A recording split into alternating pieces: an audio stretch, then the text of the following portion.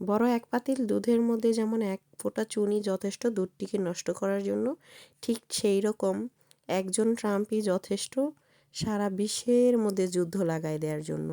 ঠিক তেমন একজন ট্রাম্পের কারণে আজ আমাদের সারা বিশ্বে কী যে একটা অবস্থা, সব জায়গায় যুদ্ধ লেগে যাচ্ছে, সারা পৃথিবী অস্থির, আর সে হচ্ছে নাকের তেল দিয়ে সুন্দর ঘুমাচ্ছে।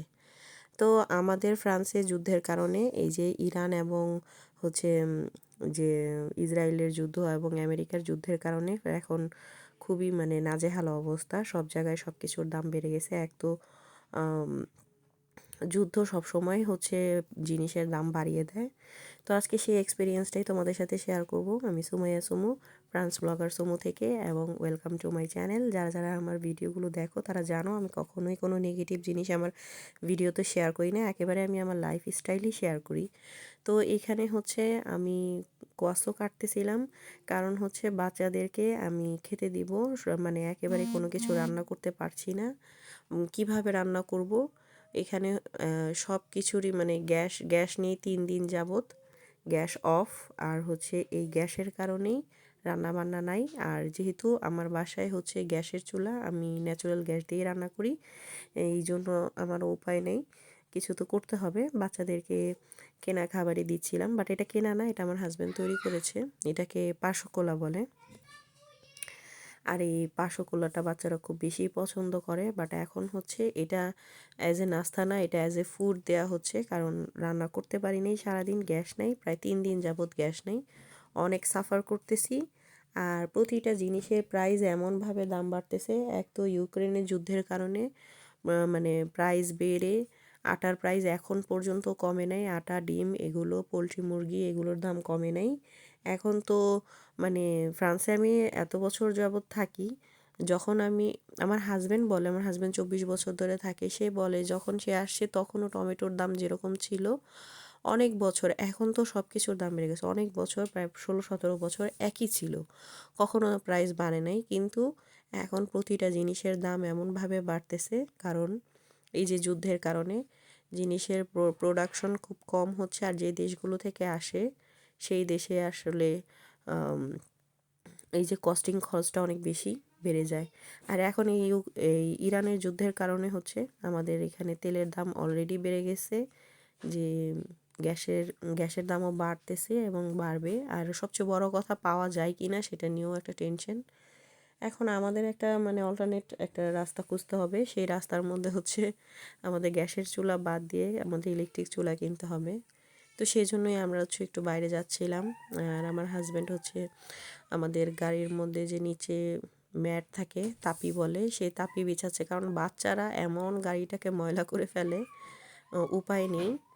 আর এগুলো সব সময় আমরা ক্লিন করি না, মানে এক সেট যদি ময়লা হয় ফেলে দিই, আবার নতুন করে কিনি, কারণ রাবারের জিনিস কালারগুলো কেমন হয়ে যায়, মানে পায়ের নিচে থাকে, ওটার ক্লিন করাটা সে নতুন কিনে নিয়ে আসে। আর আমার কাছেও মনে হয় এটাই ভালো, কারণ ধোয়াধুয়ি এখানে তো আর আমাদের মানে বড় গ্যারাজ নেই, তার থেকে ফেলে দেওয়াই ভালো। তো এই জন্য সেও ফেলে দেয়। আর আমরা বাসা থেকে বের হব বললেও বের হতে পারি না, কারণ মোটামুটি সময় লেগে যায় আমাদের বাচ্চাদেরকে নিয়ে এই প্রিপারেশন সেই প্রিপারেশন। তো যাই হোক, এখন এই যে গাড়ির মধ্যে এখন ওরা উঠে বসেই ফার্স্টে হচ্ছে গাড়ির টিভি ছেড়ে নিবে। সিটের পিছনে একটা কার্টুন ডিসপ্লে দেয়া আছে আর কি ভিতরে, ওটার মধ্যে আর কি দেখতে থাকে সারাক্ষণ। অন্য কোনো ক্যাসেট আমি দেই নেই, ওটার মধ্যে কার্টুন, যেহেতু শোনা যায় না, দেখতে থাকবে। আর বলতে গেলে মানে বাসা থেকে বের হলেও হতে পারি না, এরকম একটা অবস্থা। বাসা থেকে বের হতে হতে সকাল 10টায় প্রিপারেশন নিলে বেরোতে হতে দুপুরে 1টা বেজে যায়, এরকম একটা অবস্থা।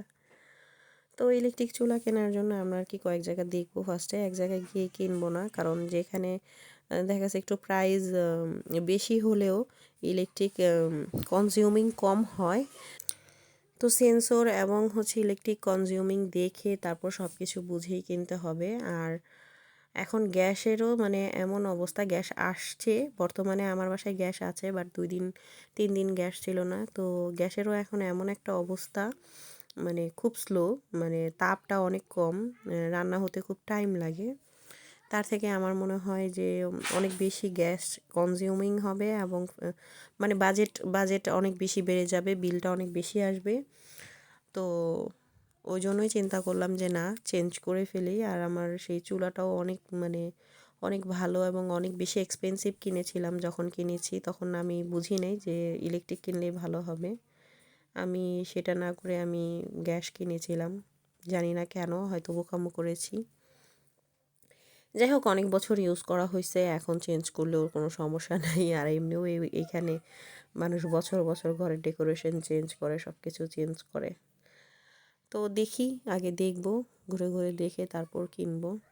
আর এখন মোটামুটি সামারের সময় ভালোই এখন রোদ ওঠে, আর গাছগুলোতেও ভালো চেরি ব্লজমগুলোর মধ্যে অনেক সুন্দর সুন্দর ফুল আসতেছে। প্রতিটা চেরি ব্লজম গাছ ভালোই লাগে দেখতে। আর হচ্ছে মানে এখানে যে জায়গায় যাচ্ছি এখানে ডোনেশন করে আর কি, আমরা কিছু জিনিস ডোনেট করার জন্যই যাচ্ছিলাম। বাসায় চলে আসছি একটু ঘোরাঘুরি করে, এখন বাসাটা ক্লিন করে নিব, ক্লিন করে তারপর দেখি বাচ্চাদেরকে কিছু খেতে দিব। ইফতারি রেডি করতে হবে ইফতারির জন্য। ঘোরাঘুরি করে ওইসব জায়গার ভিডিওটা আলাদা ব্লগিং করব, আলাদা ব্লগে দিব। আর এই যে যুদ্ধ, এই যুদ্ধ কবে থামবে? এই একজন ট্রাম্পকে কেউ কন্ট্রোল করে না কেন? মানুষ তো নিজের বউয়ের কথা শুনে, ট্রাম্পের বউ কি সেই একই রকম? ওর বউরে কেউ বুঝায় না কেন, স্বামীরে কেন বুঝায় না? এরকম সব জায়গায় যুদ্ধ লাগাই দিছে।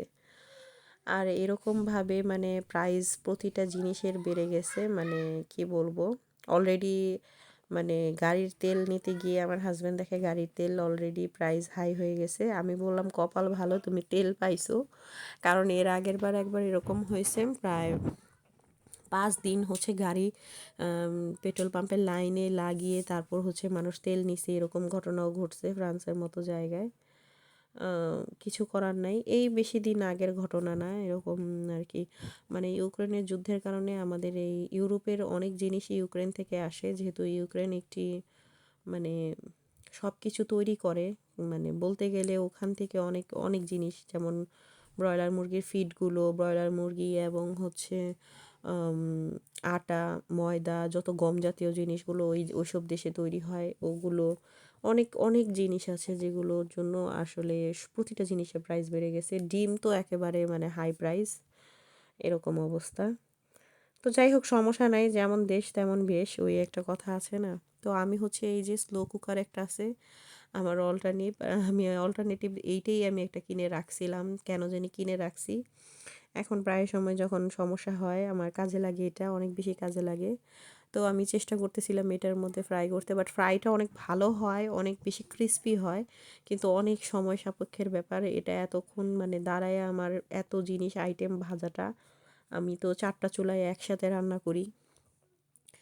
মানে আমার তো এমন অবস্থা। আর বাচ্চারা হচ্ছে এই যে এই জাতীয় কোনো সমস্যা বাসায় দেখলে তারা একেবারে ঘিরে বসে দেখে, কি হইলো কি হইলো, কি ঘটনা, কেন তুমি এটাই রান্না করো, কেন তুমি চুলায় রান্না করো না, এই অবস্থা আর কি। বাচ্চাদের মধ্যে মেন্টালিটি কাজ করে ওদের মধ্যে। তো বেগুনি ভাজতেছিলাম, আমাদের ইফতারিতে তো বেগুনি না থাকলে হবে না। তো বেগুনি ভাজতে বেগুনি কিন্তু ভাজার সময় আর কি অর্ধেক শেষ, কারণ ওরা সারাদিন খাওয়া দাওয়া করে নাই, বাইরে ঘোরাঘুরি করেছে। এখন হচ্ছে মানে সন্ধ্যা একেবারে হয়ে গেছে। তো সেই দিন এমন হয়েছে, ইফতারি ভাজতে ভাজতে প্রায় 9টা বেজে গেছে রাত্র। আমাদের এখানে প্রায় 7টার সময় আজান দেয়, 7টা না 6টা সামথিং আর কি, 6:30টার কাছাকাছি আজান দেয়।